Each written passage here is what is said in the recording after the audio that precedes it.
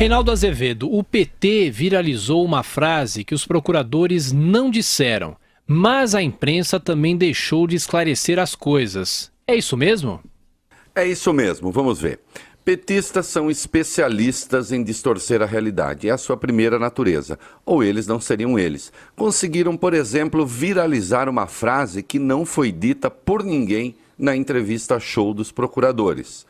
A saber, aspas, não temos provas contra Lula, mas temos a convicção, fecha aspas.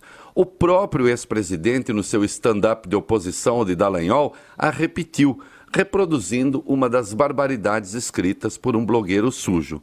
Assim que fique claro, ninguém disse não temos provas, mas temos convicções. De toda sorte, aquele espetáculo desastrado de anteontem se prestou a esse tipo de distorção. Ora, mesmo quando tudo é feito seguindo as regras e os cânones, veja um processo de impeachment, a companheirada está preparada para o achincalhe. Imagine então quando se faz a escolha pelo erro. Então vamos entender a conversa mole toda que remete a um aspecto importante da legislação.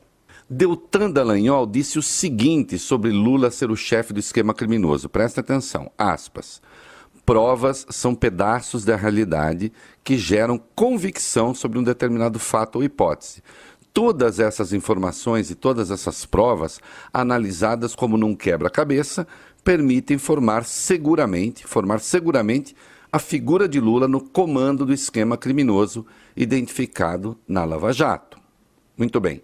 Agora ouçam o que disse Henrique Pozzobon, outro procurador, sobre o apartamento de Guarujá. Aspas. Precisamos dizer desde já que em se tratando da lavagem de dinheiro, ou seja, em se tratando de uma tentativa de manter as aparências de ilicitude, não teremos aqui provas cabais de que Lula é o efetivo proprietário no papel do apartamento, pois justamente o fato dele não figurar como proprietário do tríplex, da cobertura em Guarujá, é uma forma de ocultação, dissimulação da verdadeira propriedade. Aí, numa entrevista coletiva, volta Dallagnol, aspas, dentro das evidências que nós coletamos, a nossa convicção, com base em tudo que nós expusemos, é que Lula continuou tendo proeminência nesse esquema, continuou sendo líder nesse esquema, mesmo depois de ter saído do governo.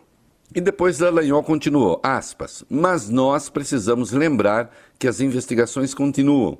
O trabalho do Ministério Público não termina aqui. As investigações continuam e se nós formarmos a convicção de que eles, está falando de outras pessoas, são responsáveis por esses crimes, eles serão igualmente acusados. Olhem, por mais que Dallagnol e Pozzobon gostem de se comportar como meninos maluquinhos, eles não falaram, não temos provas, mas temos convicções. Isso é o que o PT gostaria que eles tivessem falado. A mentira petista virou uma fonte inesgotável de piadas. Ah, não tenho provas, mas tenho a convicção de que fulano é louca por mim. Dallagnol e Pozzobon erraram feio, mas não nas frases acima, embora eu ache que um dos tipos penais relativos ao apartamento não seja lavagem. Mas nem entro nisso agora. Os dois procuradores estão se referindo ao artigo 239 do Código de Processo Penal, em que se lê o seguinte: considera-se indício a circunstância conhecida e provada que, tendo relação com o fato, autorize por indução concluir-se a existência de outra ou outras circunstâncias. Atenção, as provas indiciárias figuram no direito brasileiro desde 1941. Não tem a ver com a tal teoria do domínio do fato, menos ainda com a detestável responsabilização objetiva na esfera penal. Um exemplo popular, um conjunto de elementos fáticos permitiu à justiça chegar à conclusão de que a modelo Elisa Samúdio foi assassinada e de que o goleiro Bruno participou da arquitetura criminosa que resultou na sua morte. O corpo nem sequer foi encontrado. Os senhores procuradores fizeram-se uma porção de tolices na quarta-feira. Essa que lhes atribuem, ao menos, não. Não há nada de errado em suas respectivas declarações.